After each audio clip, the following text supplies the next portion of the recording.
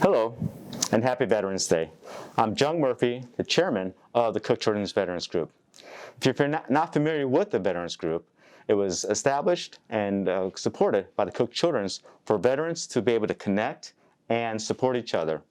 Additionally, we also do Cook Children's projects where we support the veterans of the Cook Children's as well as family members, and we also help do some organized projects for Cook Children's as well as our community. The objective of Cook Children's Veterans Group is to increase awareness and recognition for veterans and military family members across Cook Children's by hosting recognition events, organizing volunteer activities, and partnering with talent management to increase Cook Children's attractiveness as an employer of choice for veterans. What it does, it allows us to serve, support, and give back to our community. The committee is made up of a secretary who is Elisa Quimby. She's from the Community Health. Our treasurer is Tina Carpenter. She's the works in finance and CCPN. And my co-chair is Bruce Falcon, who's also from IS. So before we get started, we have another tradition in the military, and that's doing a roll call. So what the roll call is I'm going to call out and announce each one of the branch of service. And if you served in that military, then what you can do is you can do a shout out. So, all right. Now don't be embarrassed. If you're at work, do a shout out. You know, some people in your cubicles might hear you, but that's okay. If you're at home working from there, scare your dog or scare the cat off if you're sitting on your lap. Just give out a shout out, have some fun. So, all right. First armed service we're going to call out is the Army. Okay. The Navy. Air Force, HUA, the Marines, Coast Guard, and our newest branch, some of you may not know, is Space Command. Sorry, couldn't resist. Kevin Green, this is for you. So on previous Veterans Days, we'd raise a flag out in the hospital, and then in the A-train, we would follow with a reception there. But since we're not able to do that, we're still able to raise the flag on Veterans Day. So this morning, we dedicated a flagpole out to the Calmont building. And there we raised the flag and dedicated the flagpole. And so that video will be available on CookNet, so if you'd like to go see that. Today we have a guest. It's Christel Mckinney. She works here at the Alliance Clinic, and she's the front office lead. And so, welcome and thank you. How are you? Thank you very much. I'm good. And yourself? Doing great, so thank you. Good. All right, we appreciate you being our guest today for the Veterans Group. Thank you for the opportunity. All right, absolutely. So, how long have you been with Cook Children's? I've been with Cook Children since April of 2018. Okay, well, great. Glad to have you. Thank you. So tell us, how many children do you have, and how many of them are in the military?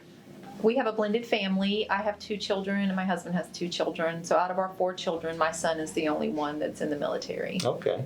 So when he wanted to join, what was your reaction?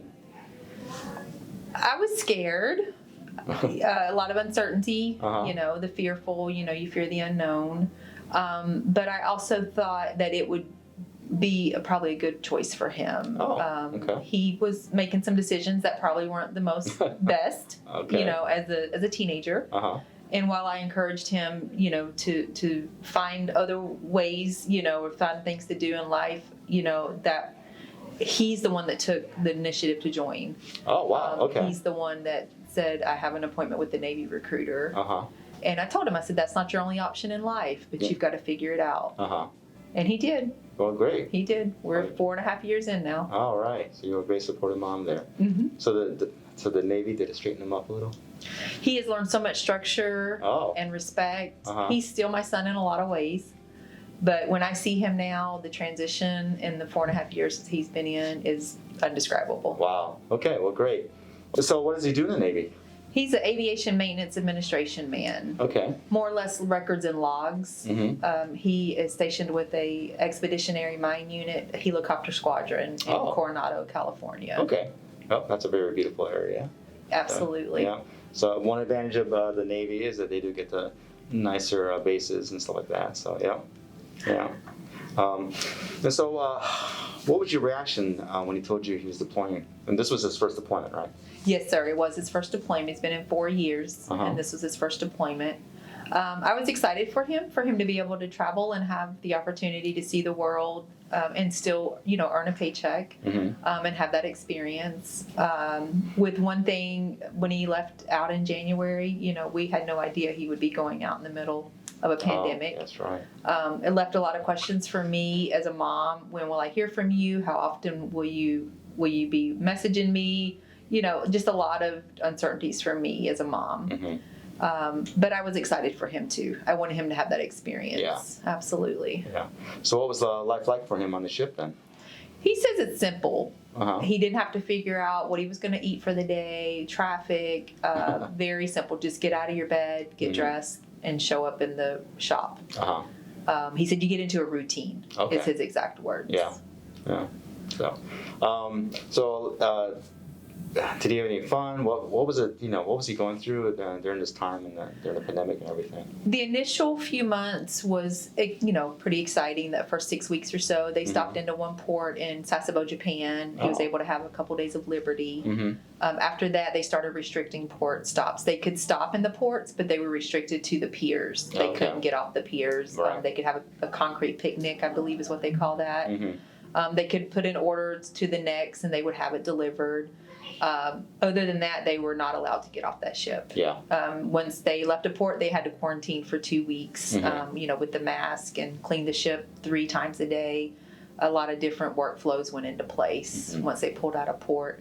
As time went on, it got more stressful for them because they were out to sea longer in between port stops. I recall the holiday weekend, they had pulled into Guam for a few days of rest and relaxation. They were granted access to a private beach, which was deemed COVID safe for them. They went out, enjoyed some fun. Before the sun went down, they had a tragic loss of a sailor. Oh, no. So at that point, the morale was really down for a while on this ship. Wow. One of the issues where they were extended for 6 weeks. And so at this point, when they lost this sailor, a lot of the morale was, if we'd have been back to port 6 weeks ago, this probably wouldn't have never happened. Wow. And at that point, they didn't feel like they were going to get back to port at all this year. A lot of questions were going on within the ship. Yeah. Mm-hmm. Oh, wow. That's so sad to hear. So when they finally came back to port, can you share with all of us, you being there and what that was like for you? When he left for deployment in January, I told my husband, I may not make it to any of his other deployment homecomings, but I will be at his first one. And I did what I had to do. I was active in the ombudsman group. I was able to stay in contact with that mediator between the ship and the families. Okay. And so I worked out the flight information, the travel arrangements, the first time, and then I received a call at work that he had been extended. Oh. At that point, I was really down, discouraged, and I just kept hanging in there, kept supporting him. I tried not to let him hear the disappointment in my voice. Sure. And as time went on, a lot of going back and forth. We're going home. We're not going home. Oh. And then finally, I got a message in the middle of the night that said, we're coming home. Oh, great. So I was able to fly out, not be exactly right by the pier just because of the COVID restrictions.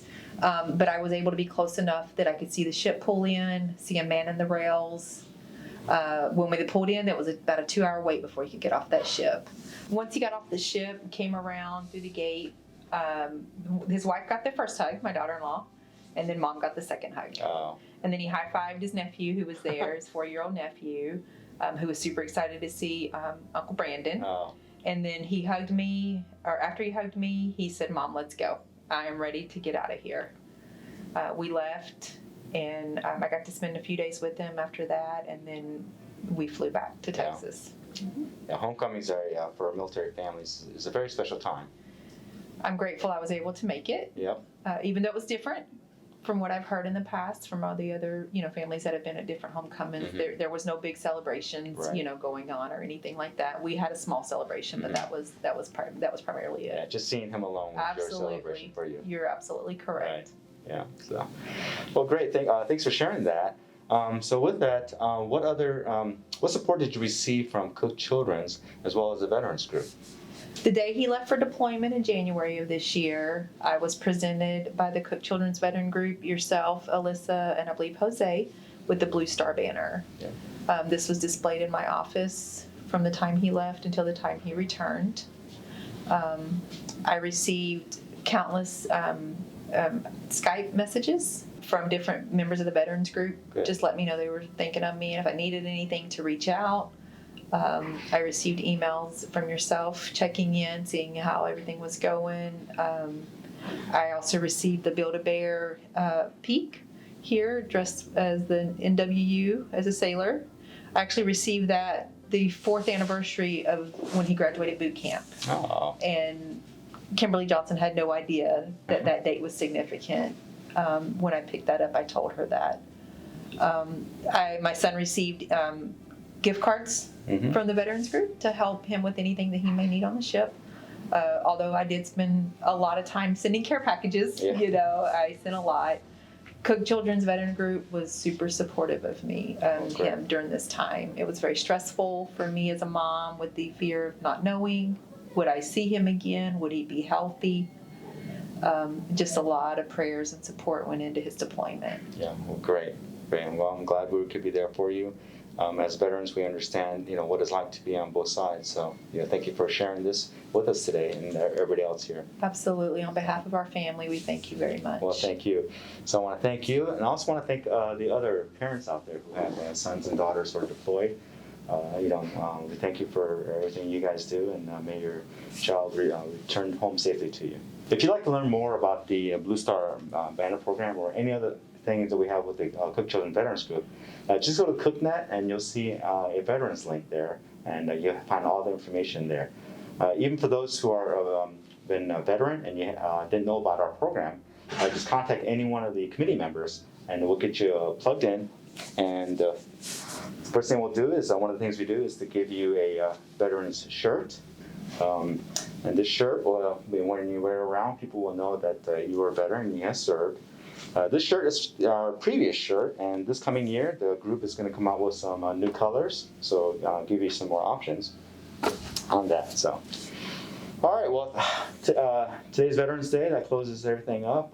I just want to thank Cook Children's organization. I mean, how great is it that we get to work here, and they support, the administration supports groups like us and other groups. So, I once heard someone say they love coming here, and they can't believe they're getting paid to come here to do this. And I'm going to have to say I agree with that. So thank you again. Have a good day.